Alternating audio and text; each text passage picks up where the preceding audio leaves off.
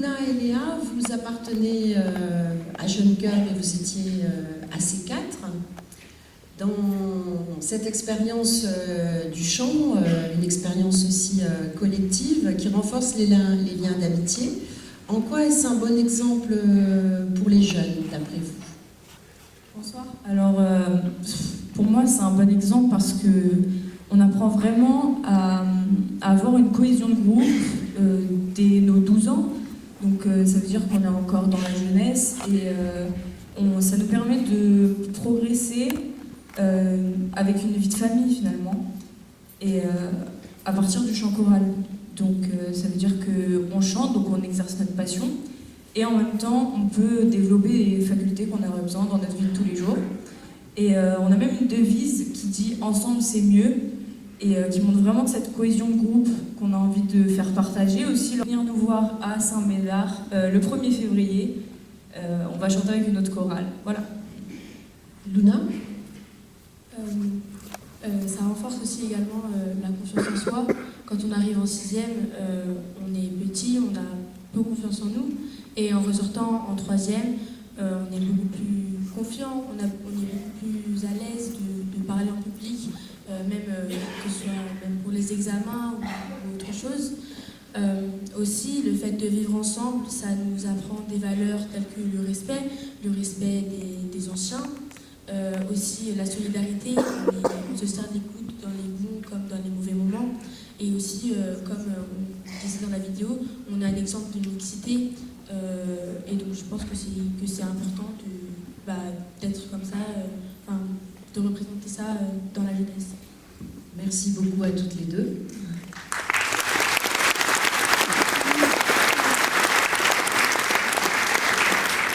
Monsieur Abbas Samani, vous êtes directeur d'ALB Service et de NS Clean.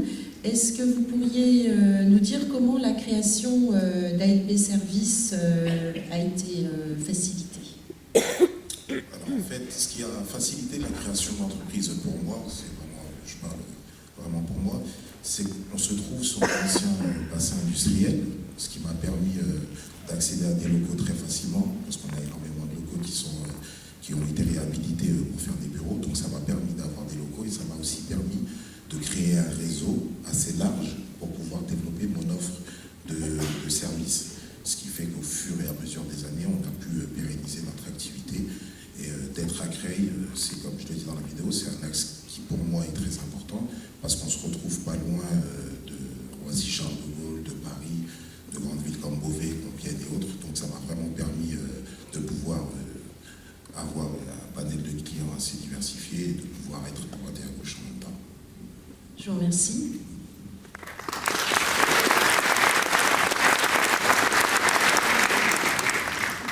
Nicole Manson, vous êtes sportive et vous pratiquez la marche athlétique. On a pu voir votre palmarès dans le reportage.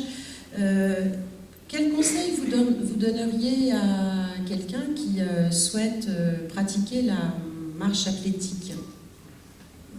Moi, je conseille à une personne qui veut pratiquer la marche athlétique d'avoir un gros moral, parce qu'en fait, c'est un sport qui demande de la technique, beaucoup de technique, beaucoup d'heures d'entraînement, et qui n'est pas malheureusement reconnu par la FFA. Et donc, il faut s'entraîner seul, sans entraîneur et sans encadrement et encadreur. Et voilà. Quelle qualité faut-il?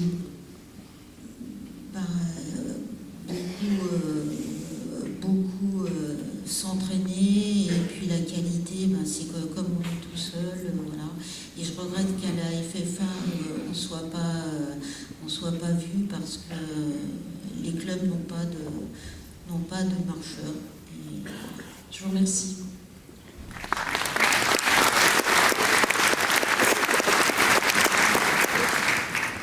Cédric Vosleger, vous êtes directeur de WeConsulting.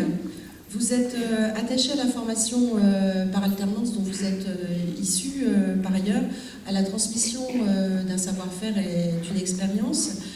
Pourriez-vous nous parler du recrutement des alternantes ? Oui, bonsoir. Donc en fait, on va commencer au préalable par identifier donc, un poste et une fonction qui pourrait être utile donc, à l'entreprise. De par ce profil, on va déterminer donc, des activités qui vont permettre également à un jeune de pouvoir avoir une première expérience dans une entreprise qui va lui permettre d'allier donc, théorie et pratique, puisque au travers de l'alternance, il va pouvoir tout de suite se projeter donc, dans des activités qu'il sera amené à réaliser plus tard dans le cadre de son activité professionnelle. Et d'autre part, il va pouvoir surtout bénéficier d'une rémunération et d'un diplôme à l'issue de cette formation. Je vous remercie.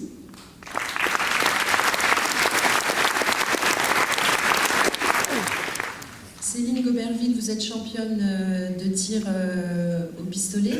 Quelle est votre actualité d'une part, quels sont vos objectifs ?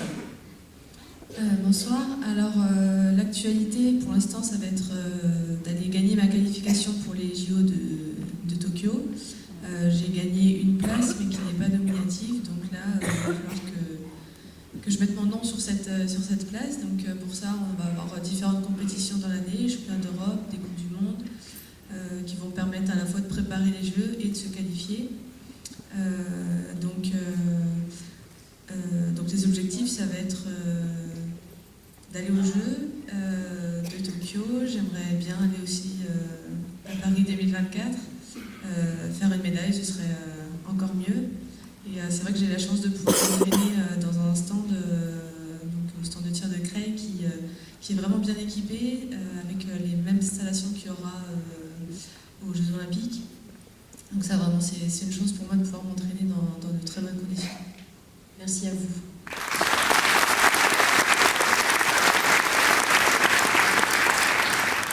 Pascal Gossin, vous êtes directeur du centre social Georges Brassens. Pouvez-vous nous parler des atouts d'un quartier que vous connaissez particulièrement bien, notamment à travers la direction du centre depuis 2000 ? Donc le quartier, c'est le quartier Rouer. Le quartier Rouer, c'est un tiers de la population creilloise et pour le qualifier, il y a un paradoxe. C'est que c'est un des quartiers politiques de la ville, donc prioritaire de la ville de Creil.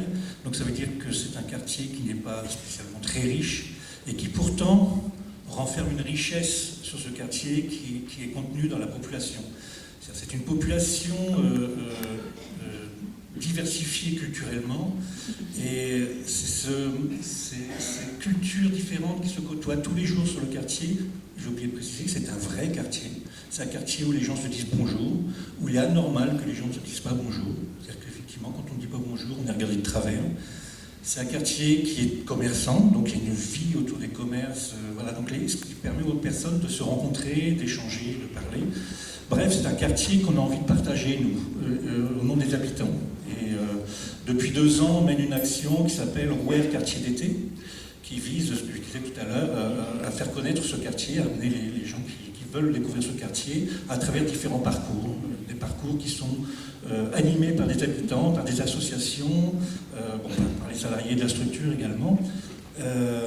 C'est une action là, qui va être reconduite en 2020 et qu'on souhaite étendre sur d'autres quartiers, sur les Hauts-de-Creil, sur les quartiers Cavé, sur le quartier du Moulin, avec bien sûr l'appui qui a déjà eu l'appui des services municipaux, services de la Grange à musique, l'espace Matisse, cette année la maison de la ville, les services techniques bien sûr, et puis le conseil régional de Picardie qui nous aide, qui nous soutient financièrement. Merci beaucoup.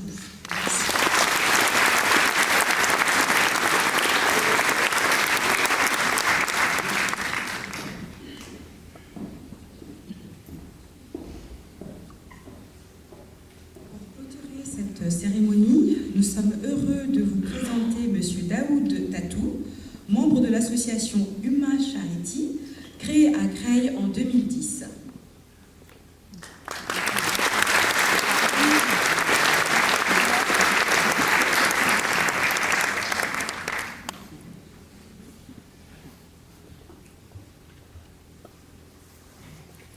c'est lui qui a inspiré le personnage de Malik dans le film Hors Normes, aux côtés de Vincent Cassel. Ce film sera projeté dimanche 19 janvier à 18h dans cette salle même. Je vous propose de découvrir la bande-annonce du film qui a fait plus de 2 millions d'entrées.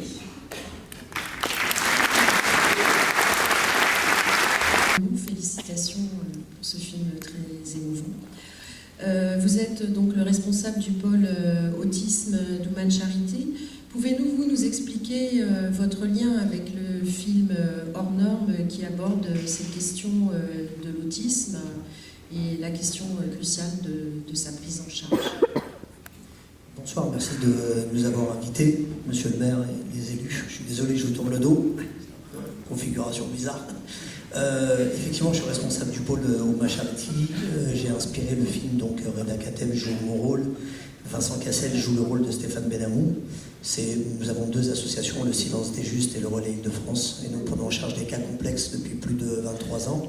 Et le film met en lumière finalement ce qu'on appelle ces jeunes qui ne sont pas pris en structure, qui sont soit en hôpital psychiatrique ou soit à la maison. Et il y a un no man's land en France pour les personnes en situation d'autisme, notamment sur ceux qui ne sont pas pris, ce qu'on appelle leur structure.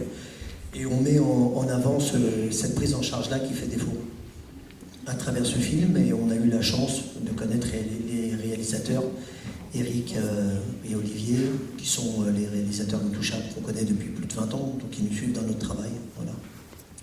Merci. Quel est votre lien avec la ville de Creil?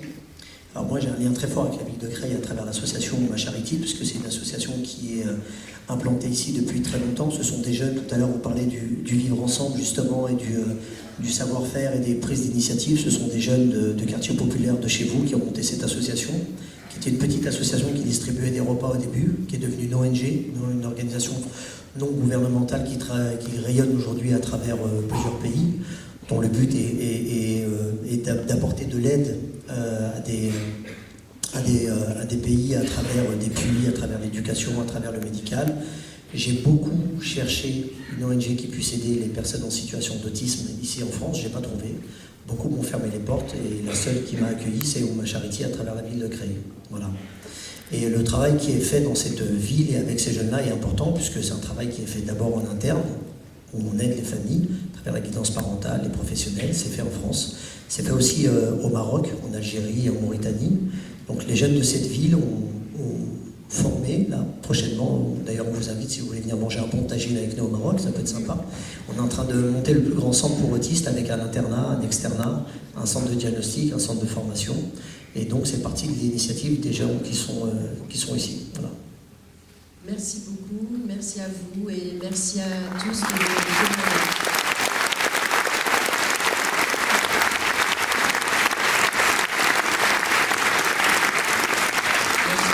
Merci à vous toutes et à vous tous d'avoir accepté de témoigner de vos différentes expériences creilloises. Merci à vous, parce que je sais que vous aviez une manifestation ce soir sur Paris et que vous avez préféré être ici, chez vous, chez nous, pour parler de nous et de vous. Merci. On peut encore les applaudir, je pense.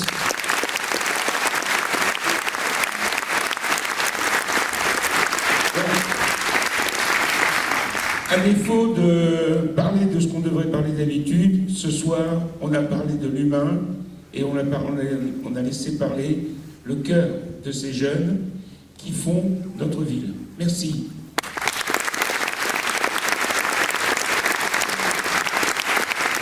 Et pour que la soirée, la cérémonie soit complète, je vous propose d'aller de l'autre côté de ce mur pour, ou dans le hall, je ne sais plus trop où c'est mis, mais pour lever le verre de l'amitié et surtout le verre de l'humanisme. Merci.